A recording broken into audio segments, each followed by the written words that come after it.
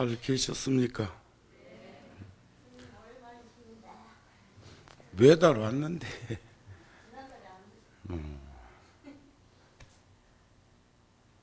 한 달은 30일인데 30일을 전부 점검하셨던 모양이죠. 강원도 쪽에서는 눈이 꽤 많이 왔다고 그럽니다. 또 그런가 하면 서울 지역에도 비가 왔는데 산에는 눈이 내렸답니다. 그래서 어제는 뉴스에 보니까 산에 기도하러 갔다가 실족해서 사망하신 분도 계시는 거 보았습니다. 여러분들도 겨울철에 건강관리도 잘 하셔야 하지만 특히 이제 연세가 들어가시는 분들은 조심조심해서 넘어지거나 낙상하는 일이 없도록 하셨으면 좋겠습니다. 아까 불렀던 노래가 아바 노래인가요? 40년 전에 분식센터만 가도 저 음악이 들리곤 했는데 또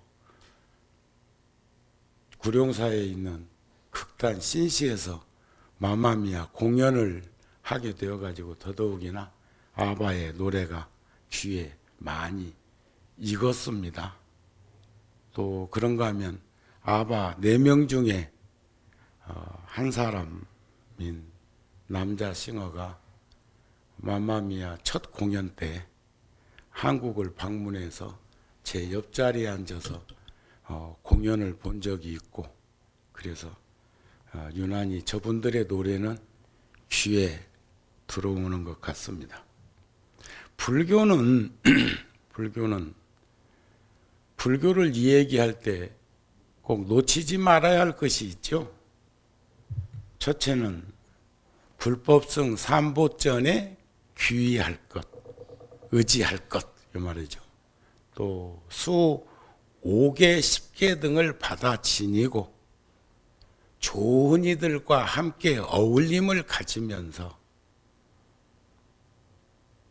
세상을 살아갈 수 있도록 할 것. 그런데 이제 우리가 불자는 인과를 부정하면 안 돼요. 인과. 선인 선과 악인 악과.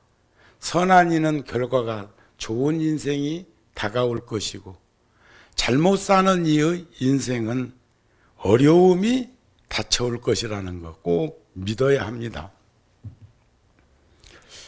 요즘 구룡사 열애사에서는 부처님의 마지막 교설인 열반경을 교재로 해서 공부를 금년 1년도 한 해 가득 했습니다.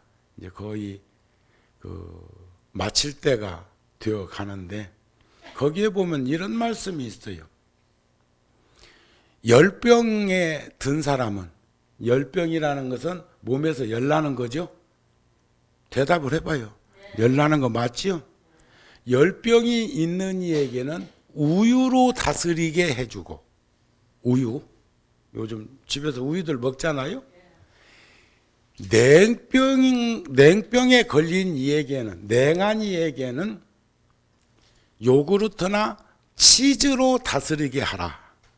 이런 말씀이 있어요. 그러니까 냉한 사람은, 이걸 말을 뒤집어 얘기하면 냉한 사람은 우유를 먹으면 독이 돼. 독이. 절대 몸이 냉한 사람은 우유를 마시면 안 됩니다. 그 사람은 치즈나 요구르트 떠먹는 요구르트를 먹으면 도움이 된대요. 그걸 누가 말씀하셨다고요? 부처님이. 참 의미 있는 가르침이, 왜냐하면 농경사회 그 2500년 전에 그 시절에는 이제 낙농업을 하는 이들은 또 소를 한두 마리라도, 양 한두 마리라도 키우는 이는 꼭 젖을 짤 것이고, 그것 가지고 우유로 먹을 수도 있고 요구르트 만들어서 먹을 수도 있고 치즈를 만들어서 먹는데, 먹는 그 연유를 얘기하는 겁니다. 그러시면서 부처님이 몸이 냉한 이에게는 우유는 독이다. 몸 따뜻한 이에게 요구르트나 치즈, 열병이 있는 이에게는 도리어 치즈 같은 게 독이다 그래, 독. 그러면 우유와 치즈의 관계는 한 몸입니다. 요구르트도 한 몸이에요. 우유를 천년 만년 놓아둔다고 요구르트가 되고 치즈가 되는 것은 아니나, 요구르트는 만들 줄 아시죠? 치즈는 안 만들어 봤죠? 낙농업 하는 이들은 만들어 봤겠지. 그러나 도리어 인도나 네팔이나 티벳이나 유목 인구가 많은 지역에서는 집집마다 다 만들 줄 안다고요. 그리고 요즘 텔레비전에 보면은 그런 걸 티벳 같은 데서도 많이 만들어 놓고 팔기도 하고 하는 걸 보셨을 거예요. 그러면서 이제 몸이 따뜻한 이에게는 요구르트나 치즈가 된다는 것을 비추어 보면, 우유로부터 요구르트도 나오고 우유로부터도 치즈가 만들어지는데 이것을 떠나서 저것이 있을 수는 없었으나 이것이 저것이 아닌 것은 알 수가 있다. 이게 뭔 말인가 아시겠습니까? 자, 선과 악이라고 하는 거, 상대적으로 나타나는 현상들도 한번 깊이 들여다보면 이 사람이 지혜 있는 사람의 생각인지, 이 사람이 어리석은 사람의 생각인지, 이 사람이 화가 나서 난 생각인지, 분노심으로부터 출발한 생각인지, 아주 선정, 편안함으로부터 나타나는 생각인지, 욕심이 없는 이의 생각인지, 욕심이 많은 이의 생각인지도 우리는 확연하게 들여다 볼 수가 있다. 씨앗이 자라서 결국 뿌리를 내리고 줄기가 차고 꽃이 피고 열매를 맺는 것이지만, 씨앗이 씨앗으로 있는 한은 열매는 요원하다고요. 그건 반드시 땅이 필요하고 농부의 수고로움이 필요하고 시간이 필요하고 걸음이 필요하고 환경이 필요한 것도 우리는 알겠다 이게. 뭔 말인가 아시겠습니까? 그래서 우리의 삶이 괴롭다, 고통스럽다. 제가 가끔 와서 잊어버릴 만하면 한 번씩 묻는 질문이 있어. 살아보니까 세상이 괴롭습니까? 즐겁습니까? 하면은 다양하게 이 얘기를 하는데, 연세가 드신 분들, 세상을 참 살 만큼 사신 분들의 견해는 괴로운 쪽으로 치중되어 있더라고. 그런데 그걸 종교적으로, 불교적으로 들여다보면 괴롭다고 하는 그 자체는 결국 두 가지 이유예요. 하나는 나를 내세워서, 나를 드러내서부터 출발되는 것이 하나가 있고, 또 하나는 탐짐치 삼독이라는 번뇌에 물들고 찌들어서부터 거기서 파생되는 작용이 고통과 괴로움을 수반하는 것이 나타나는 것을 볼 수가 있다. 그래서 아견, 인견, 중생견, 수자견, 아상, 인상, 중생상, 수자상이라고 하는 나를 드러내는 것을 내려놓으면 모든 번뇌의 근본인 무명, 무지함은 사그라들게 되어 있다, 그런 말이에요. 오늘 그 아바의 노래를 들어봐도 그 내용, 노랫말은 잘 모를지라도 음악의 그 음정으로 높낮이를 그렇게 조화롭게 가면서 툭툭 되버라지게 튀어나오지 않는 음정이 우리들을 얼마나 편안하게 했느냐 이게요. 우리가 스님들의 목탁 소리에 맞춰서 연불하는 것도 서로 여러분들이 연불 내용을 다 좋은 말씀인 줄은 알지만은 그 내용의 뜻말을 모른다 하더라도 우리 얼마나 편안하고 얼마나 안정되고 얼마나 여유로워지는가를 볼 수가 있지 않느냐, 그런 말씀입니다. 그렇지 않습니까? 그래서 오늘은 제가 그동안에 여러 날에 나누어 가지고 화엄경 보현 행원품 중에서 보현보살의 행원 10가지를 나누어서 11번에 걸쳐 가지고 부처님 말씀을 전했습니다. 우리 붓다 TV에 전부 다 이렇게 녹화가 돼가지고 인터넷으로 세상에 많이 알려졌는데 그 10번 법문, 11번 법문 중에서도 가장 많이 접속자가 있는 걸 보면서 내가 놀랬어요. 11번 법문을 했는데 10번째 법문을 보니까 보통 5, 6천 명 이상씩 접속되더라고. 평소에는 한 4, 5천 명, 3, 4천 명 들어오는데 그것은 제가 아무래도 10번째 중생을 수순하고 회항하는 그 과정 쪽에서 첫 단락부터 다시 한번 상기시켜 드렸지 않았을까. 그런데 그것을 보면서 보현 행원의 보살행을 접속한 이들이 보면서 공감되고 이해되고 좋으니까 누구에겐가 또 전달을 해가지고 그로 하여금 보게 만들었구나 하는 생각이 들었습니다. 또 내가 법문을 해놓고도 오늘 법문 내용이 참 좋네. 준비를 했어도 와서 막 냉한이에게는 치즈 같은 먹을 걸 주고 열병 난이에게는 시원한 그냥 얼음 비슷한 우유 한 그릇을 줄 수 있는 감로법을 주었다고 생각되면 자기도 스님이 법문했다고 그래가지고 전부 다 알마다 오늘 그냥 법문 좋다 해서 도취돼가지고 거기에 넉놓고 있을 것 같지요. 아쉽고 미진하고 부족했다고 느껴지는 법문도 있다고. 주제를 팔만대장경이라는 엄청나고 방대한 가르침 중에서 뭘 설정했냐에 따라서 전달되는 깊이가 있을 수 있다고요. 그렇지 않습니까? 오늘은 불교는 불법성 삼보전에 의지한 우리들이 공부하는 과정을 보면 경율론 3장이라는 게 있어. 경은 부처님께서 45년 동안 설법하신 12부경이라는 경이 있는데 그것을 크게 나누면 아함부와 방등부로 나눕니다.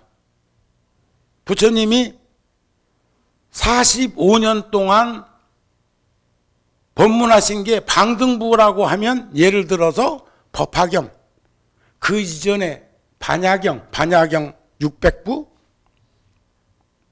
또 능엄경, 화엄경, 법화경 이런 경전으로부터 열반경까지 이걸 방등부에 속한 경전, 대승경전이라고 표현할 수가 있겠죠.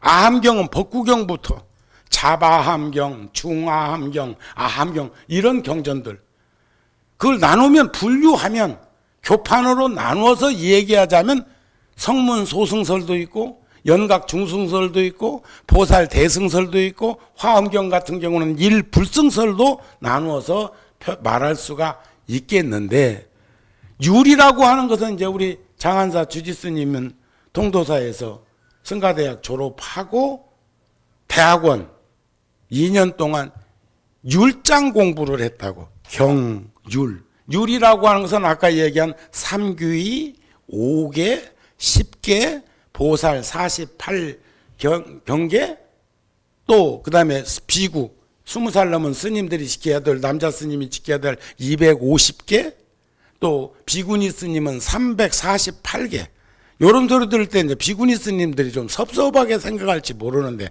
아까도 어린이 법회 하는 비구니 스님 오셨던데 오늘 다도 강의 한다고 하시던데 비구니 스님들은 348개예요.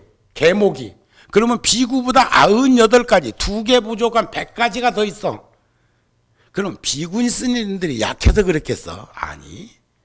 남성과 여성이라는 속성에 의해서 여자가 세상을 살아가는 데는 그만큼 경계해야 될 것이 더 많고 조심해야 될 것이 더 많고 위험에 떨어지거나 유혹에 빠질 일이 더 많다는 것을 단편적으로 얘기하는 거예요.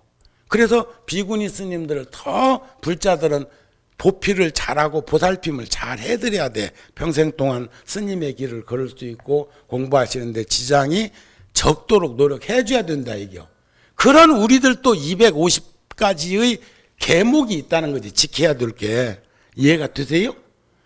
아, 그렇구나. 뭐 고개 끄덕끄덕하고 이런 뭐 좀 품새를 좀 보여야지. 무슨 장승이냐? 멀뚱하게 앉아만 있고. 아, 그렇구나. 이런 말을 들으면 이렇게 진행되구나. 이렇게 좀 뭔가 속에도 속내가 받아들이면서 모르는 것은 정리되는 무슨 모습이 보이는 것이잖아. 이래도 그만, 저래도 그만. 응? 나이 먹으면 이제 이렇게 좀 느리긴 느리다고 그래. 그래서 나이 많이 먹으면 운전하면 안 된대야. 삼거리길에서 이리 갈까 저리 갈까 하다가는 가운데 받아버린다 하대. 지하차도 오고 지상길로 저 틈새에서 받는 확률이 술 취한 사람하고 여성 운전자들하고 동급이야. 술 취한 남자가 이리 갈까 하다가 하다가 속도 때문에 그 다리 난간을 탁 받는 숫자하고 술 안 먹은 여성이 지하차도로 갔거나 우회로 갔거나 고가로 갔거나 밑으로 갔거나 하다가 받는 확률이 똑같대요. 그래서 이제 그 98가지 부처님이 더 조심해야 될 것, 이렇게 울타리를 더 강력하게 쳐준 거요.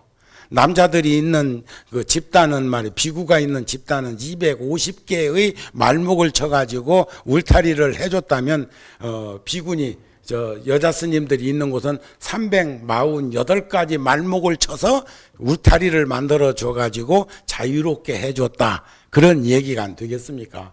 그 다음에는 이제 부처님 제자들로부터 지금에 이르는 마치 이제 논문을 생각하면 됩니다. 논문, 경율, 논 하면 그 논장은 논문이라고 생각하면 돼요.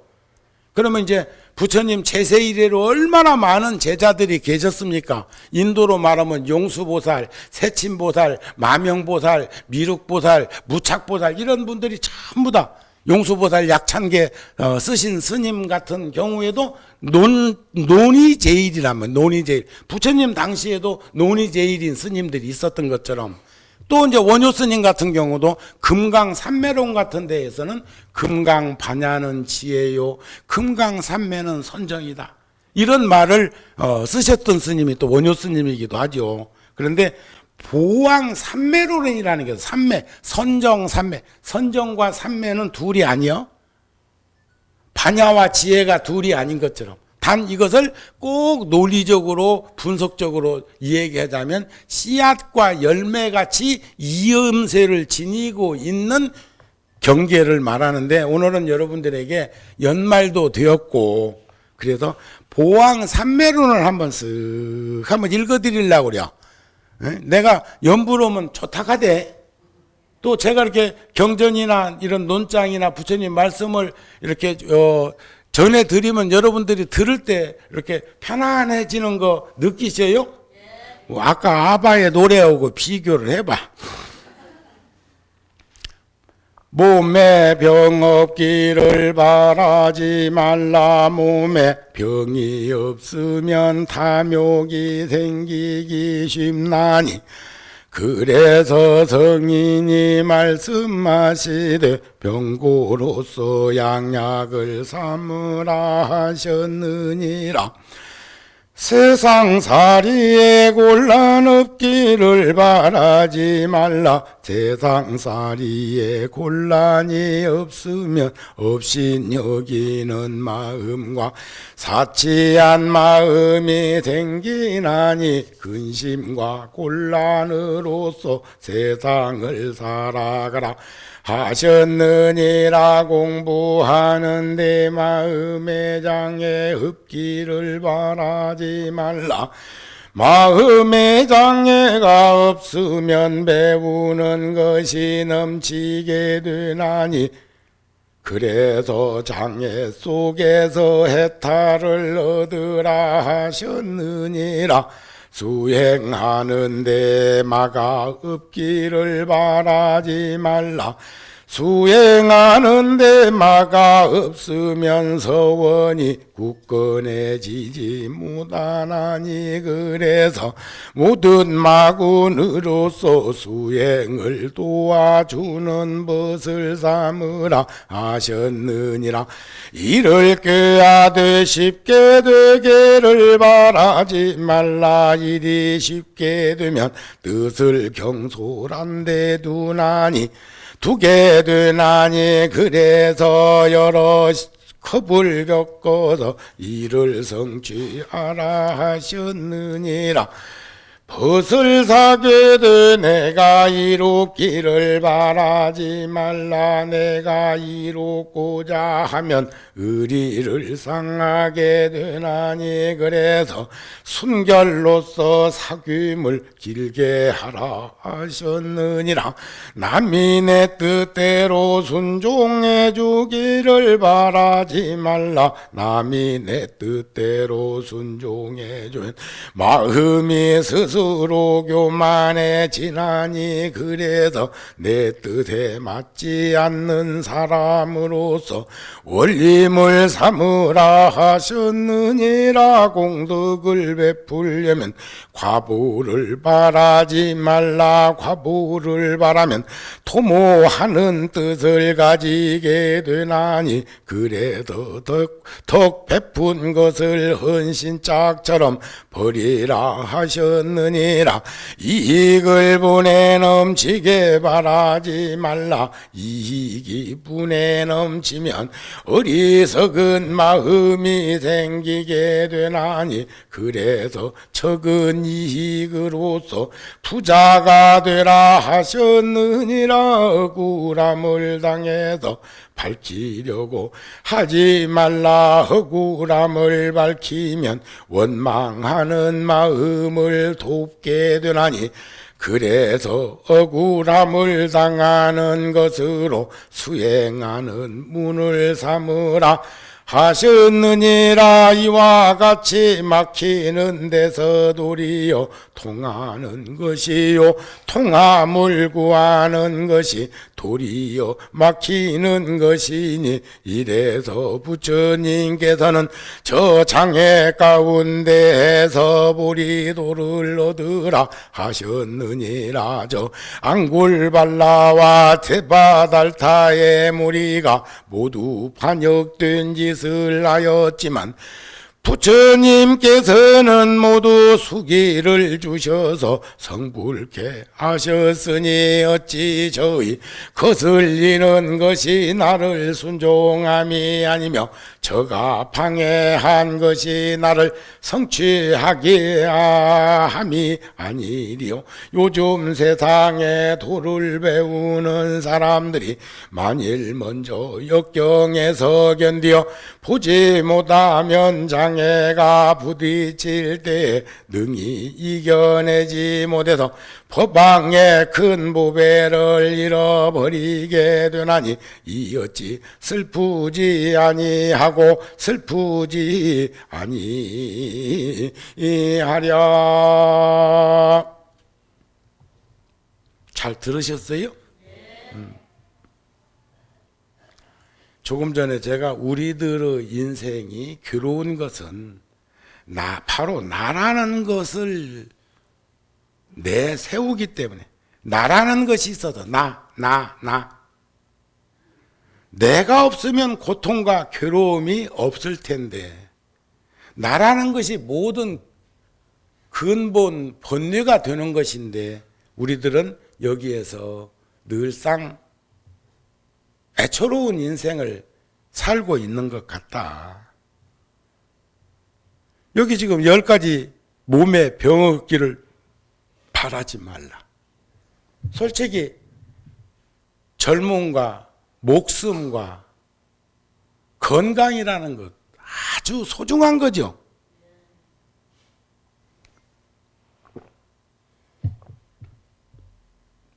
제가 젊은 시절에 참 절을 많이 하면서, 절은 절하라고 절하인가? 108배도 참 대참으로 많이 했고 1080배를 안 쉬고 하면 3시간 조금 더 걸려요. 3,000배 안 쉬고 하면 그냥 저기 백년안 가서 3,000배 하는 게 일어나는가 싶으면 엎어지는가 하면 일어나고, 그것도 힘든데, 그럼 메뚜기처럼 깐딱깐딱 하는 절을 하려도 한 6시간은 걸려요. 근데 바짝 일어나서 바짝 엎어지면서 대자대비 민중생 대의대사제함식 상호강명 이중 지심 대자대비 민중생 대의대사 제함식 상호강명 이자음 중동 지심정례 지심규명례 아금발심 부리자고 인천복부 성문약학 이렇게 해가지고 귀불 귀복 귀성 이런 또 이런 연불 108 여러분들 가지고 있는 그 108 참여문에 있는 걸 하면서 3,000배를 하면요 9시간 반 걸려. 9시간 반. 이거 녹록지 아니야. 요즘 8시간 근로 시간도 많다고 지금 하는 판인데 9시간 절했다면, 그것을 예를 들어서 어떤 이는 100일도 한 이도 있어. 스님 저 매일 3,000배를 100일 기도 마치고 스님께 인사 올립니다. 스님 전 3,000배 100일 기도를 발언하면서 스님께 입지합니다. 과거에 그렇게 참 궁금해. 그분이 지금 어디에 있는지, 잘 살고는 있는지. 옛날에 제가 그 조계사에서 그런 분을 만난 적이 있었거든요. 근데 내가 해보니까 3,000배는 그만두고 하루에 108배 3번씩 매일 하는 것도 벅찬 일인데, 하루에 1,080배씩 안 쉬고 구룡사에서 기도한다고 할 때, 불자들하고 같이 할 때는요, 발가락에 오금이 내린다고, 이 발가락 매디매디가 쑤시고 아파갖고 견딜 수가 없을 만큼, 그래도 또 몇 번 하면 열 받아가지고 또 발가락이 편안해서 하고, 3배도 올리기에 무릎이 관절이 벌벌벌벌벌 떨리다가도 또 시작하면 되곤 했는데, 요즘은 이제 나이 아니면 내가 나이보다 너무 일찍 관절이 어려움을 겪는지, 어느 때는 그것도 이제 몇 번 하면 또 도로 회복이 되긴 하는데, 어느 때는 절할 때 이렇게 꼭 오른손으로 땅을 짚는 것처럼 이렇게 암시를 해야 일어나는데 보탬이 되는 이런 일도 생기는 것은 바로 뭐냐, 노병사 가운데 늙음을 들여다보게 되는 거 아니냐 이 말이야. 알았습니까? 그건 병들어가고 있다는 것을 의미하기도 해. 아무리 젊음이 좋고 건강이 좋고 목숨이 좋다고 모든 사람들이 통갈해가지고 인생살이 전반적으로 젊음과 건강과 목숨을 온전히 보존하다가 세상 가기가 쉽지 않은 건 우리들 알지 않느냐. 오늘 여기 오신 불자들 중에서도 3층까지 여기 올라오는데, 다른 보교당 중에는 5층짜리 그 삼각 건물은 엘리베이터가 있는데 3층은 법적으로 안 놔도 되는 모양이지. 그 전에 보면 이 정도만 하나 놓아줄 법도 한데 말이. 그렇다고 해도 뭐 분양금이 더 비싸겠어. 거기서 거기겠지. 그러다 보니까 올라오시는데 오늘 힘들게 오셨죠? 그렇게도 올 수 있었음을 기뻐하라. 어느 날인가는 그것도 못할 것이다. 그렇잖아요. 누가 부축해줘야 오고. 제가 10월 달에 우리 뉴욕에 있는 원각사와 캐나다 토론토에 있는 대각사에 법표를 하고 신도 총회를 제가 주관하기 위해서 갔다 왔는데, 그때 마침 미국인 불자 집을 초대를 받아가지고 갔는데, 지하 1층 지상 2층 집이었는데 지하 1층이 아주 깨끗한 전시장으로 꾸며져 있더라고요. 당신이 만든 그 작품을 여기저기 이렇게 걸어놨는데, 그 불자가 한국 나이로 91살이요. 91살이나 되신 분이기 때문에 지하로 내려가면 주인이 먼저 내려가야 됩니다. 그런데 저가 노인을 딱 땡겨서 하고 내가 먼저 지하를 계단을 먼저 내려가서 처음 내려가는 나무집 지하를 내가 먼저 앞장섰어.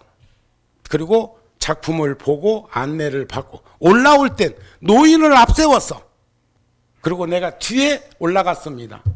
그랬더니 함께 갔던 스님과 불자들한테 저를 딱 한마디로 표현하더라는 거예요. 우리말로 하면 뭐 아는 사람이다 안 그랬을까? 요즘 보면은 길거리 댕기면서 남자 여자 가족 단위든 연인 관계든 친구 관계든 이렇게 댕기는 사람들 보면 그런 거 하나 제대로 몸에 배어 있는 사람 잘 못 봐. 핸드백은 들어주고 여자 핸드백을 들고 댕기는 놈들은 덜어 있기는 있더라. 뭐 그것까지 들고 댕기면 신사인 줄 아나. 그런데 횡단보도를 건널 때도 자동차 오는 쪽에 남자가 서줘야 돼.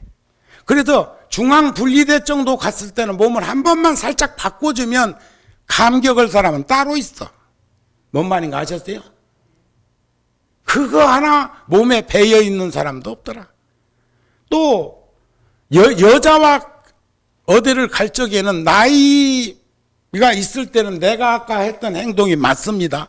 여자가 뭐 내리막길을 갈 때는 남자가 뒤에 가고 오르막길을 오를 때는 뭐 남자가 먼저 올라간다? 뭐 끌어주려고 땡겨주려고 그러는 것도 아니잖아. 다만 치마 입은 여인을 예의를 지키는 것이 오르막길을 올 때는 남자가 먼저 올라가고 내리막길을 갈 때는 남자가 뒤에 가라고 한 것은 그것은 치마 입었다는 전제 속에서 있는 거지만 실질적으로 험한 산을 오른다든지 험한 산을 내릴 때는 그렇게 하면 안 되는 거죠. 아까 노인하고 지하실 내려갈 때 품새를 지니는 것이 그게 예의라는 거예요. 이해가 되세요? 앞으로라도 그렇게 몸에 밴 생활을 하고 그렇게 하는 것만 보면 고마워 또 생각하고 그러라고요. 그러니까 몸에 병 없기를 노력해야죠. 건강하려면 두 가지래요. 몸을 잘 관리하든지 정우 스님처럼 무관하든지 다 그냥 네 쪼대로 살다 가라 하고 놓아주든지 그 두 가지가 건강 비법이에요. 이게 치료를 약을 발라서 깔아앉히든지 이렇게 그냥 손대지 말고 참든지 하는 게 이 여기 부스럼을 낫게 하는 방법이죠. 그런데 가렵다고 긁어 멀쩡한 살 긁어 하면 거기서 이제 부스럼이 생기고 안 그러겠습니까? 그러겠죠? 그러니까 젊음과 건강과 목숨은 소중하지만 몸에 병이 없으려면 우리 몸에는 우리 축원할 적에 404병이라는 말이나 지수화풍으로 생기는 병이 각각 101가지씩이래요. 지금 현대의학에서 관찰하고 치료하고 발견하는 건 그만큼 안 될 거요. 병원체가. 그런데 부처님이 말씀하신 걸 근거로 해서 축원을 할 때 보면 우리 몸에 404가지의 병이 있으니 그것이 낫게 해주죠. 영이 소멸 404병 영이 소멸해달라고 그렇게 축원을 합니다. 그러나 그것은 몸에 병이라고 하는 것은 생로병사 과정 속에서 지수화풍이 조화를 이루지 못하면서 그렇게 각각 자기 논조의 길을 걸어가려고 하다가 생기는 게 병이래요. 그래서 병고로서 양약을 삼는 것이 몸에 병 없기를 바라는 것보다 훨씬 더 우리가 순응하는 인생을 살 수 있는 것 아닐까, 그런 것을 삼매론에서 얘기하는 거죠. 세상살이에 곤란 없기를 바라지 말라. 세상살이에 곤란이 없으면 분당만 해도, 나 신도시는 같은 신도시라도 일산보다 분당 지구가 지역이 훨씬 더 사람들 보면 여유로워 있어 보여. 그리고 실질적으로 행정관청에 있는 이들한테 내가 물어보니까 분당은 민원이 적대요. 민원이. 근데 일산지구는 민원이 많대요. 민원이. 그러니까 사사건건 시비하고 분별하는 목마름이 크다 소리요. 뭔 말인가 아시겠습니까? 그러니까 여기 분당 요쪽에서 사는 것만 해도 뭐 분당만 여기 사는 건 아니겠지만 하여튼 간에 이쪽 지역에서 사는 것만 해도 큰 복인 줄 알고 여러분들은 복받은 인생을 사는 걸로 생각한다면 세상살이의 곤란 없기만을 바라지 않는 인생도 살아봄직하지 않느냐, 이런 말이 아니겠나 싶습니다. 그러니까 세상살이의 곤란함이 없으면 업신여기는 마음과 사치한 마음이 생겨서, 그래서 근심과 걱정, 곤란으로서 세상살이를 살아가기를 그냥 부딪혀보는 것도 쩔쩔매는 인생보다는 낫다, 그런 말씀이겠죠. 세 번째는 공부하는데 마음에 장애 없기를 바라지 말라. 아까 합창단 중에서는 주지스님, 아까 합창하신 분 중에도 여러 명 빠져나갔니? 부엌에 가서 일하나? 어디? 옷 갈아입고 여기 들어온 거야? 아니, 들어오는 숫자가 나간 숫자보다 적은데? 앉는 것보다는 낫지만, 예? 주신, 노래 앉는 것보다는 낫지만, 이왕이면 왔으면 끝까지 있는 것이 훨씬 더 좋을게요. 나는 노래 듣자고 지금 여기 도표하러 온 건 아니니까. 그러나, 공부하는데 마음에 장애 없기를 바라지 말라. 마음에 장애가 없으면 배우는 것이 넘친다. 그릇보다 넘치면 뭔 말을 하고자 하는지 아시겠지요? 그래서 참 세상은 그렇습니다. 장애라고 하는 거, 장애. 과하게 욕구, 욕망, 욕심을 들이낼 때 장애가 생긴다고 그러는데, 지혜가 있는 사람은 서두르지 않고 조급증을 내지 않고, 그러면서도 지금 내가 주심한테는 그렇게 얘기했지만 그래도 바빠서 못 온 것보다는 그렇게라도 와서 불자들한테 음성 공양을 하고 오직 하면 지금 급한 일이 있어서 그렇게 갔을까, 이렇게 생각할 수도 있거든. 그렇지 않냐? 그렇게 또 얘기해줘야 또 상처 안 받지. 그래서 장애 속에서 해탈을 얻으라 했다. 장애 있는 곳에서. 네 번째는 수행하는데, 수행은 그 무엇에도 치우치거나 얽매이거나 빠지지 않는 것인데, 수행하는데 마장 없기를 바라지 마라. 지금 마음 먹고 집에서 금강경 1편 독송을, 요즘은 전화가 또 찍혀서 다행이요. 전화번호가 찍히니까 다행인데, 하는데 전화 벨이 울리니까 전화를 받아야 될까 말아야 할까? 금강경 맞아 독송을 해야 할까 말아야 할까? 저는 그렇게 생각합니다. 그 전화가 물건 사라고 오는 전화일 수도 있고, 응? 그렇지만은 저는 생활불교라고 하는 선 일상적인 생활을 하면서 공부할 수 있는 방법을 찾는 것이 나는 현명한 방법이라고 생각해. 금강경 하다가 중간에, 천수경 하다가 중간에 이렇게 매짐을 해놓고 딴 일을 하다가 그것을 이어서 한다고 그래가지고 처음부터 한 기도보다 월등히 나빠진다든지 하는 것이 있다면 한번 하면 전화도 내려놓고 선도 뽑아놓고 그냥 문도 잠궈놓고 밖에 나간 사람처럼 해놓고도 하겠지만, 그렇지 않다면 공부하는데 장애 없기를 바라지 말라. 공부하는데 장애가 없으면 서원이 굳건해지지 못하니까, 그래서 모든 마장으로부터 나를 힘들게 하고 어렵게 하는 것도 다 공부하는데 자양분이 된다는 생각을 가져라, 그런 말씀이라고 믿습니다. 일을 하는데 쉽게 되기를 바라지 말라. 일이 쉽게 되면 뜻을 경솔한데 두게 된다.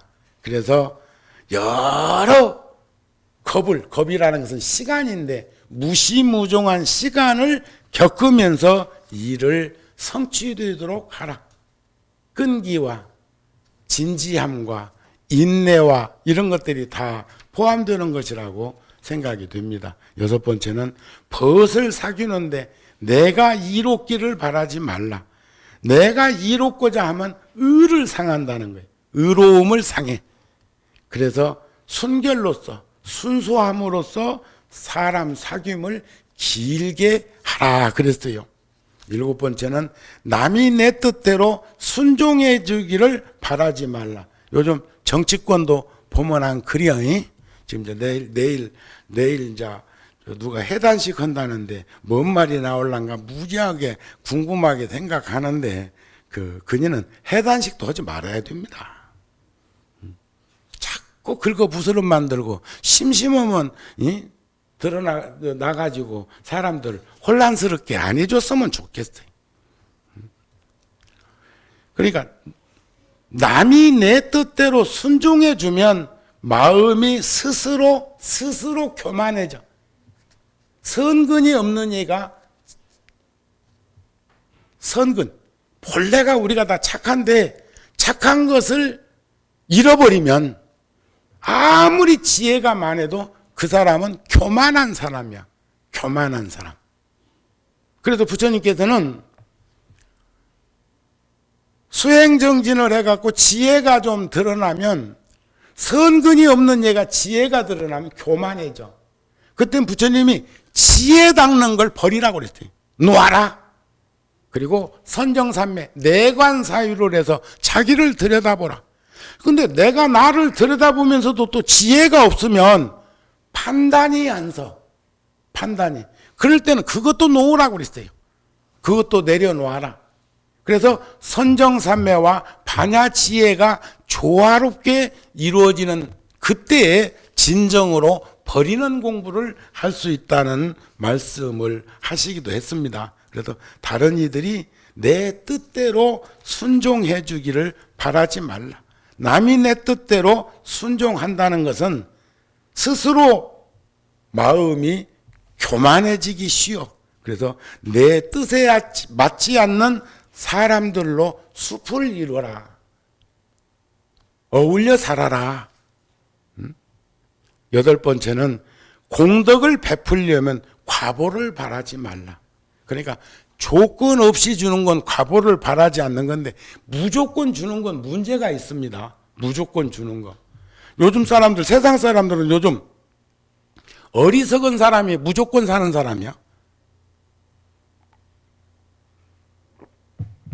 번뇌에 찌들기 십상인데 사람들은 무조건 세상 사는 것을 조건 없이 세상을 사는 것으로 혼돈하고 있습니다. 지혜 있는 사람은 조건 없이 살아.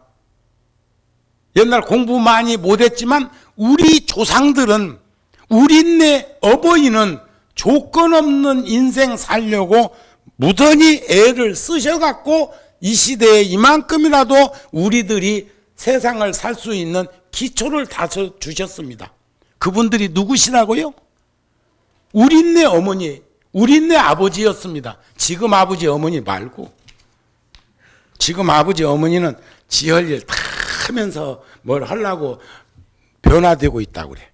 그런데 우리네 조상들은 그래서 강대국 사이에 5,000년 역사 속에 그 어려운 난세를 풀어가는데 그나마 그래도 가정을 지키려고 노력했던 그분들의 그 힘이 원동력이 되어서 그래도 10대 경제 대국으로 발돋움할 수 있지 않았을까 하는 마음을 전 평소에 하고 있습니다. 그래서 과보를 바라면 도모하는 뜻을 가지게 돼. 주어도 준다는 생각 없이, 주었다는 생각 없이, 받을 거라는 생각 없이, 주는 자와 받는 자와 물건이 깨끗하면 얼마나 좋겠소. 응? 그건 지상 극락이지. 하지만 여기는 우리들이 살고 있는 세상은 오탁 악세라고 그럽니다. 그래서 덕 베푼 것을 헌신짝 버리듯. 옛날에 유명한 인도의 간디용의 일화가 있습니다. 기차 타시려다가 쓰리빠 싣고 다니던 시절에, 지금부터 한 100년 전 아닙니까? 100년까지는 안 됐겠다. 영국으로부터 그 식민지 시절에 영국에까지 가서 유학을 하고 오셨던 비폭력주의자 간디용이 기차를 타시려다가, 참 제가 그 10월 달에 대만에 가가지고 참 저도 오래간만에 기차를 타봤어. 30년 전에 혼자서 대만을 이렇게 다닐 때 기차 타보고, 그 후로는 그룹으로 가서 같이 움직이니까 비행기를 타도 같이 타야 되고 버스를 타도 같이 타야 되는데, 이번에는 불자들은 4박 5일로 가고 저는 3박 4일로 갔어요. 하루를 땡겨온 것은 봉은사에 계시는 이삼스님이 국립국악원에서 그 연주를 한다고 그래서 하루 먼저 땡겨왔어요. 그 격려도 해드리고 또 참석도 해드리고, 또 내가 불자들을 한 100명 정도 초대도 하고 지원금을 구룡사에서 300만 원이나 하고, 그러고 이제 내가 의기양양 해갖고 안 갔겠어? 나 아는 얼굴이 6명 와 있더라. 돈 300만 원이나 들여도 표 100장을 구해가지고 얼마는 이들한테 주었어. 그럼 누구를 주었겠냐? 합창단 주고, 그 다음에 봉사자들 주고, 그분은 직접 못 오셨더라도 가족들이 오실 수도 있었겠지. 그럼 나한테 인사 않는 건 난 모르는 거요. 그죠? 그런데 내가 아는 얼굴이 6명 와 있어. 6명.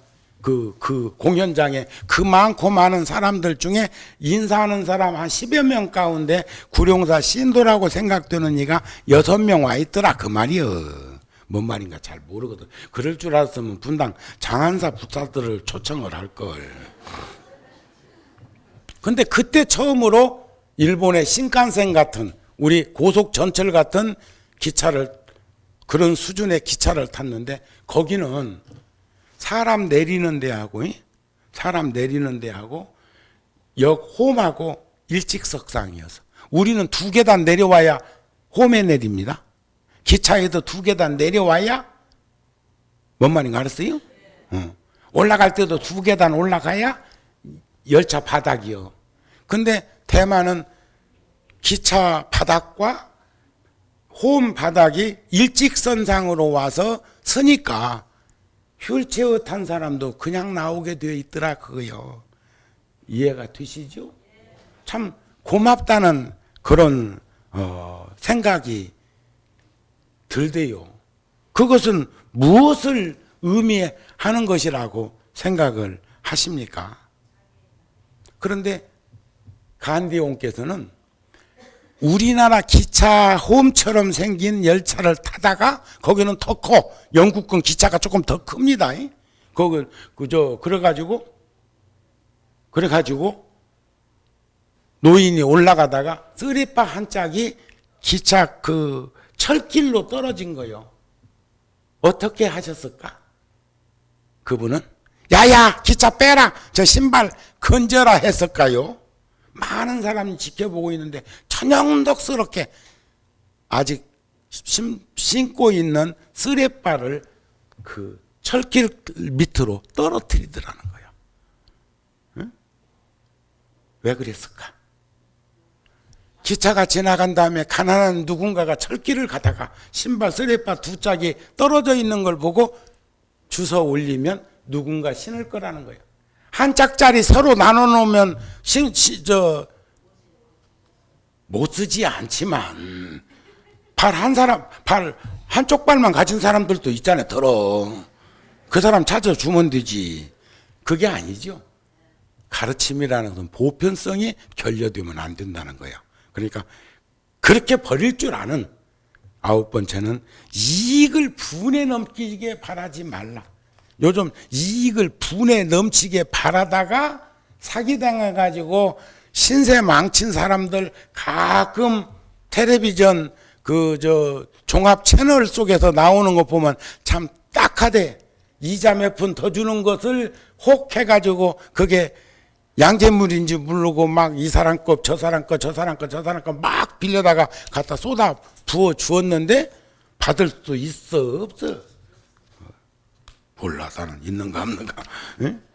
이거 분에 넘치면 어리석은 마음이 생기니까 어리석은 마음이라는 게 욕구, 욕심, 욕망을 일으키게 하고 그것이 채워지지 않으니까 분노심을 일으키게 만들어서 썩내고 짜증내고 신경질 내는 거 아니겠어요? 그래서 적은 이익으로 부자가 되라. 그래서 달라이 라마도 그런 말씀을 하셨어. 자본주의 방식으로 선의 경쟁을 통해서 부를 누리고 사회주의 이론 방식으로 나눔을 가질 수 있다면 그 나라는 지상낙원이 될 것이다. 거기다 내가 소를 붙여서 그러나 올바른 이론에서 그릇된 현실이 나오지 아니하므로 자본주의 방식과 사회주의 방식이라고 하는 이 모순점을 찾아서 살아가는 지혜가 필요하겠다. 그런 걸 여러분들한테 전해드리고 싶어. 그러니까 적은 이익으로 부자가 되라 그 말입니다. 과한 욕심 부리지 마세요. 10번째는 억울함을 당해서 밝히려고 하지 마라. 억울함을 밝히려고 하면 원망은 증폭돼요. 그래서 부처님도 원망으로 갚으면 원망은 쉼이 없나니 원망을 쉼으로써 원망은 사라져. 가스불을 꺼야 끓던 물이 잠잠해. 불을 질러놓고 거기다가 기름을 계속 끼얹으면서 왜 타냐 하면 안 타냐. 응?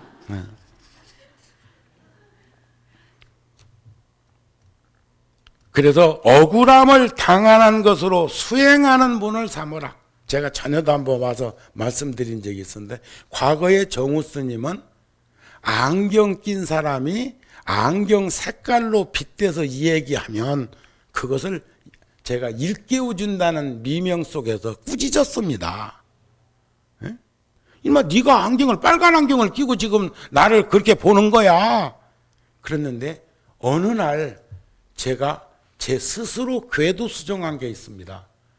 어떻게 살았으면 아무리 저 사람이 빨간 안경을 끼었더라도 벌건 대낮에 정우 스님 같은 이가 술 먹고 얼굴이 벌거다고 생각할까? 설령 내가 술을 한 잔 먹고 체질적으로 안 받아갖고 벌겋다 하더라도 그 사람이 그렇게 생각을 않는 내가 되어야지. 멀쩡한 얼굴 가지고 그가 쓴 안경 색도로 노랗다고 황달 걸렸나? 빨갛다고 술 먹었나? 이렇게 생각하는 나라면 내 허물이다. 그렇지 않으세요? 그래 절대로 여러분들도 억울함을 밝히려고 원망하는 마음을 돕게 되는 이런 것들보다는 내가 도리어 더 잘 살려고 이건 내 업인갑다.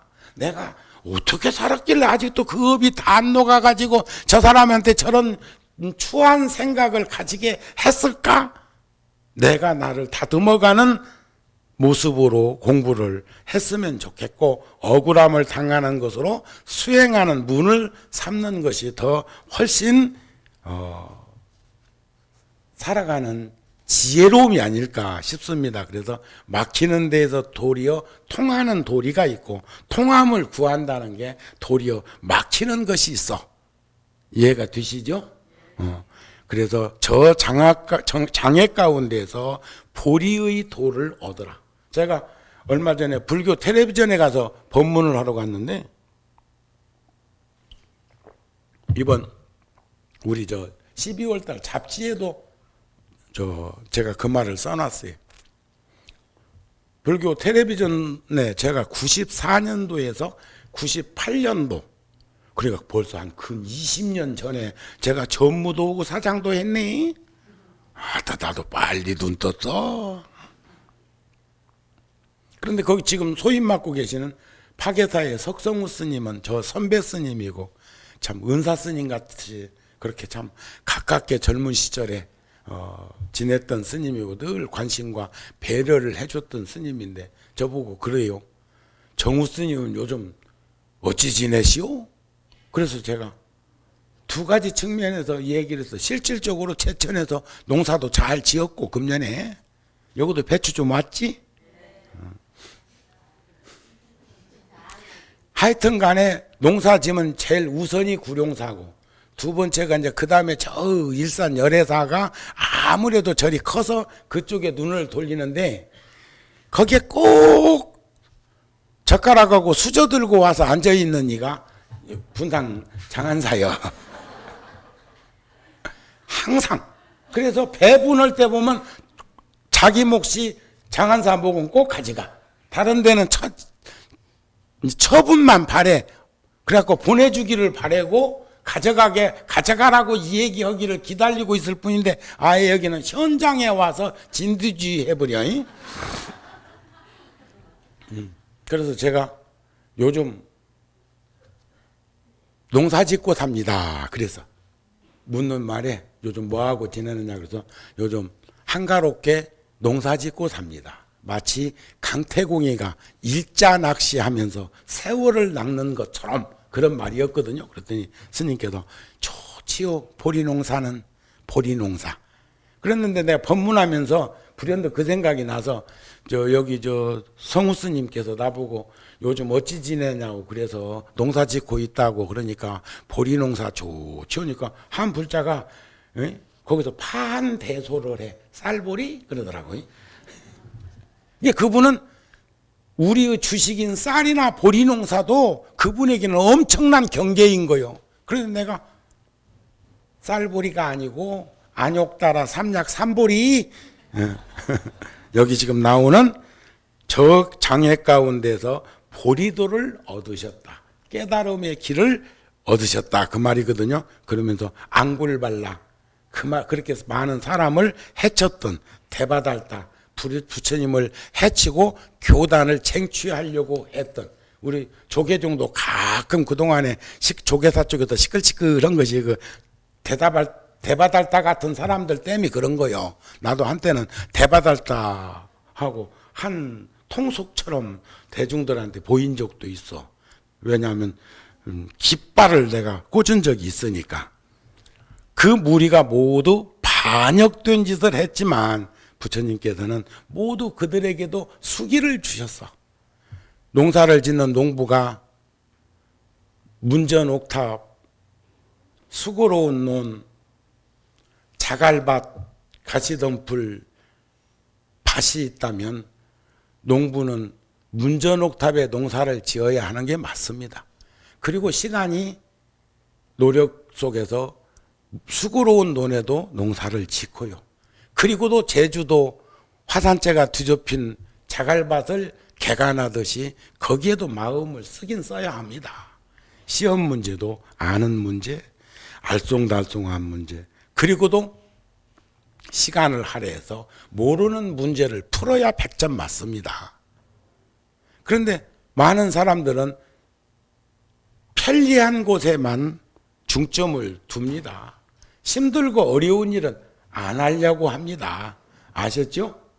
그러나 부처님은 불보살님들은 문전 옥탑 농사 지으면 쉬운 줄 알지만 저 자갈밭에도 농사 지으려고 애쓴 건 앙굴발라나 대바달다에게도 모두 수기를 주시는 그 마음을 비추어 볼 수 있었으면 합니다. 그래서 거슬리는 것이 나를 순종함이며 방해한 것이 내가 한 걸음 나아갈 수 있도록 한 것이라면 도를 배우는 우리들이 역경에서 견뎌보지 못한다면 장애가 생기고 부딪힘이 생길 때마다 이겨내지 못하게 되고 좌절하고 포기하고 체념하는 인생을 살게 될 것이니 법왕의 큰 보배를 잃어버리게 되는 것 아닐까.